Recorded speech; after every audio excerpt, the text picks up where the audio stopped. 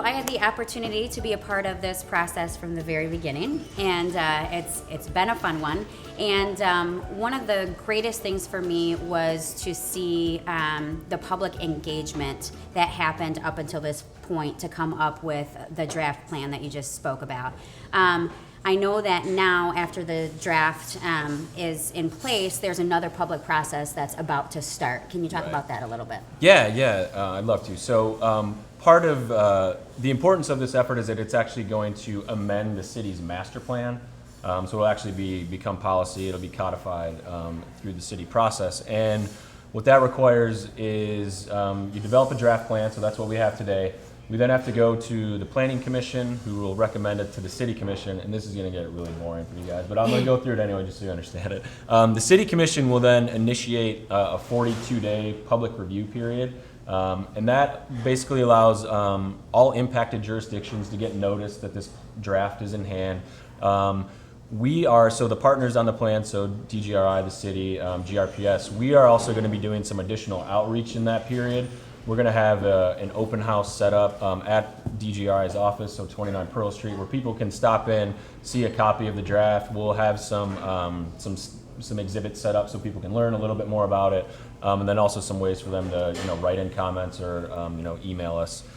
From that point, so we go through that phase, we collect all of our comments or all the comments that we receive. We'll kind of catalog all those so that people can see what other folks have been saying. And then we address those in the plan, or we identify how it's already addressed in the plan. So sometimes if someone hasn't found a certain piece in the document, they'll say, hey, where is X, Y, or Z? So we'll let them know where they can find that. And then it'll go back through those first two steps. So we'll go to the City Planning Commission again. That'll be a public hearing, so a formal public hearing where people can stand up and say whether they approve or object to what's being proposed. Then the City Commission will vote on it.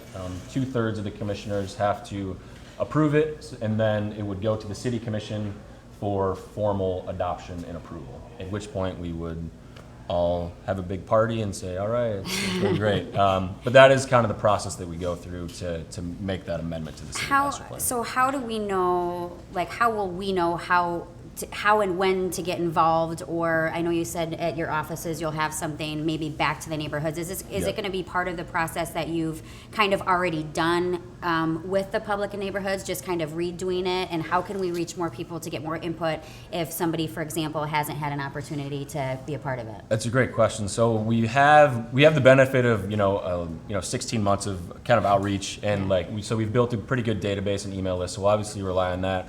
We're trying to do some other promotional things. So we actually created a GR Forward video, which is on YouTube and on our website, which is about a 2-minute video that kind of runs through the full document and a very quick overview, but shows how this will how some of the stuff might look in the future. So that's a way that people can digest it. We're obviously using social media. Mm-hmm. We're trying to do events like this to help get the word out and spread it. So no one single approach. We're going to kind of rely on multiple means as well as multiple partners to kind of help us spread the word. How do we follow via social media? Is it through GR Forward, DGRI? Both. So the city as well. So yeah, we have a project. We have a website, grforward.org, where people can always follow what's going on. We're really active on Instagram, Twitter, Facebook.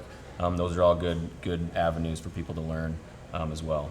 So when this gets opened up to the public process, do you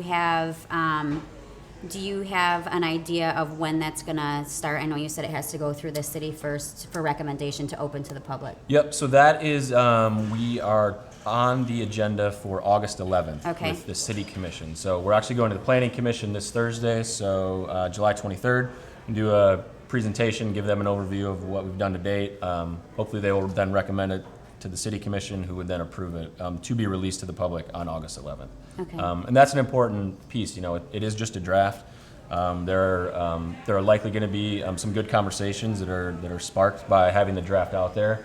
We expect to make some edits. We want to know what we've missed, and we want to make sure that we get this right when it goes to be finally approved. So, by all means, let us know if you have any suggestions. What input specifically are you guys looking for at this point? I mean, you're up to the point where there's a draft, right? So how can we be helpful? Is there any specific area that you really look for the feedback, or it's just kind of I would say, what are the areas you're interested in? What are the areas you're, an expert in? Obviously, you have a great expertise in development and housing in downtown. So we want to make sure that, for someone that spends all day, every day with that kind of material, what did we not think about? Are we hitting the right notes? Obviously, if people have the time and are able to read the whole plan and have recommendations on everything, that's great. We know not everyone has that amount of time, so I would say, pick a favorite subject or area of passion, and don't be shy about providing feedback, because that's the way we get it right. So. What's the best way to submit any sort of input? Is it like at one of the events, or can you just contact you? Or Yeah, so at this point, because we're not in that review period, Right. I would say just if you have the time, you can just send me an email. Once we get into the formal official review, we'll have the DGRI open house. We're going to be going into the neighborhood so that recognizing not everyone's going to come downtown, that we'll go out to them, give them an opportunity to just talk to us and tell us what we're missing. Whatever means people normally use. If you want to send us a letter, if you want to, whatever works best. We're open to, I would like to to send all you a letter. ideas. Write a letter. I'm gonna I do read it. them all. I'm gonna do it. I read them all. Even a phone call is Yeah. also a great way to do it. So my contact information's on all of these documents, so Okay. people can reach me that We'll way. make sure it gets out as yeah. well. I would encourage everybody. Like I said, I've been through, and I know a lot of people have been through the process. It's been a long one. It's been a great one. But I've seen a lot of the public engagement and the feedback actually being taken and end up, right in the draft. So, in the feedback it's not just developers, it's not just, it's people who live here, work here, or near here. And it's how we want to see our city grow, right? And we all have different ideas, and, depending on what we're looking for, but it's great to see the whole effort come together and what everybody's looking for. So if you can, please be a part of the process. Does anybody have any questions for Tim so far, either as from the draft or how to get involved in the public process? Although I think you did well explaining, so thank you. 6 initiatives that they were priority. Is there any priority in these 6?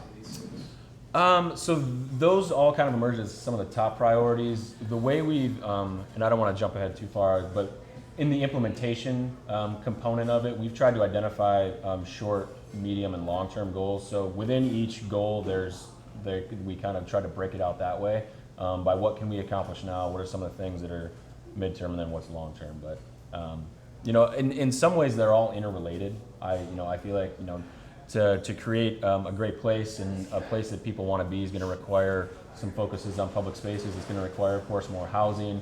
Hopefully that in turn spurs jobs, and then more people wanting to visit here for events. So we see them all as interrelated and connected, so it's hard to say one is higher than the other. Any other questions so far?